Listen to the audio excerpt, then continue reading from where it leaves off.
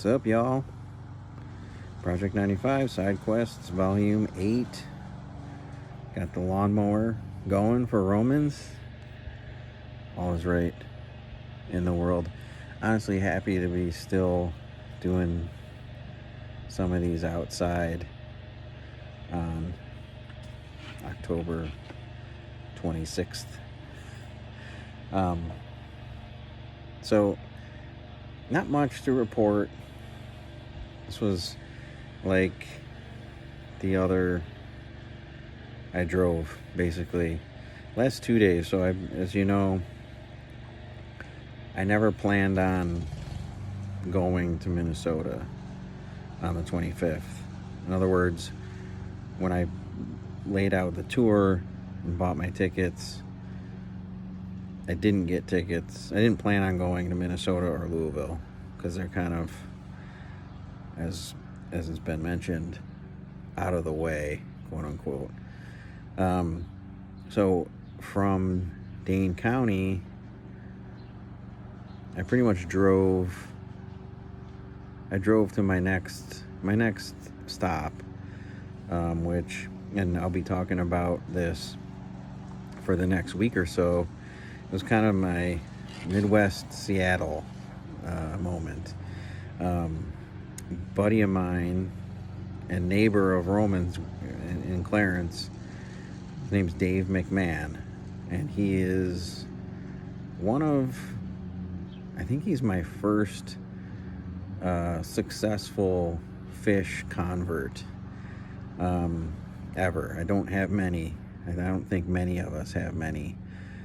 Anyone who loves this band knows the challenge of trying to explain it to other people, and not only explain it to other people, but get them into the band. And Dave McMahon was my first, and he was a quick study. In other words, it didn't take me too long to sort of get him in the mix and into the, there's such a sports angle or element to this band with all the statistics and things like that. And Mac he's an athlete. That's how I knew him primarily, from basketball and baseball and things like that. So Mac was 2 years behind me, I think, in high school. Yes, 2 years behind me. But we had, he again was one of my first fish pupils, as it were. And he was, in 1995, he was at University of Michigan, and I obviously had planned on staying with him for this little stretch. Ann Arbor is actually a nice spot to go to, both Kalamazoo and Detroit and Chicago.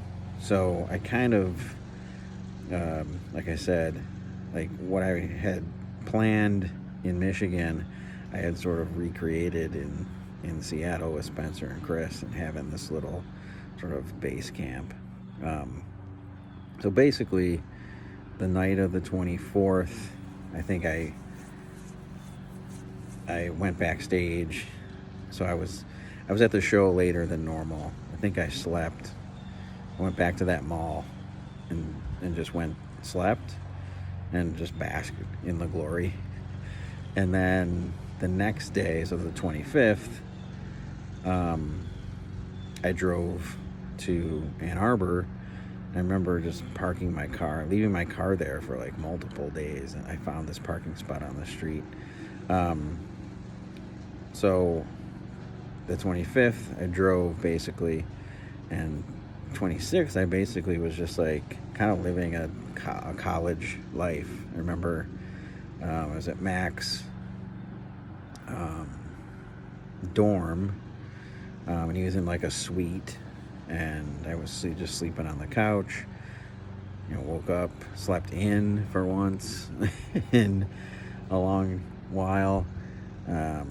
had some cereal. They all had class, so I was just like watching TV. Like it was just back to like a normal life kind of for a day, which was cool.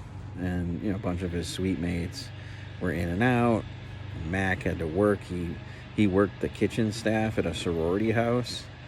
So I remember that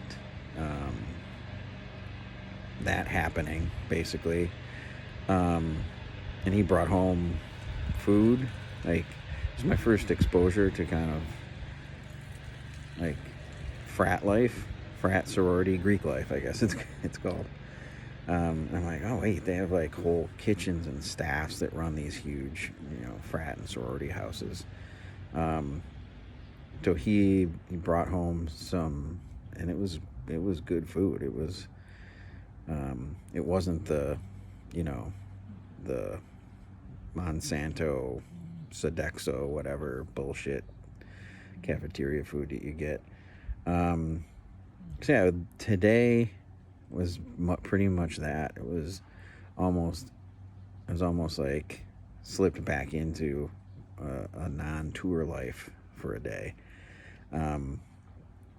because as I said, I drove there the day before, like on the 25th, and today was a pretty chill day. Get ramping up to a pretty eventful week, which I'll get to as it happens. Got Kalamazoo, Wing Stadium in Kalamazoo tomorrow, and then I think they play the Palace. Yeah, the Palace in Detroit, or Auburn Hills technically, on the 28th, and then my next show after that is Halloween, because I didn't go to Louisville. 30th was off. Halloween is back in Chicago.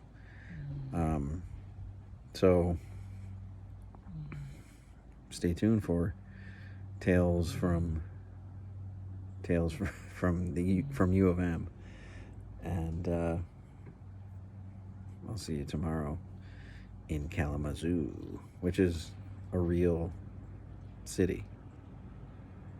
I feel like that's the city that you say as a kid that sounds like a fake city. That makes... Yeah. I'll see you tomorrow.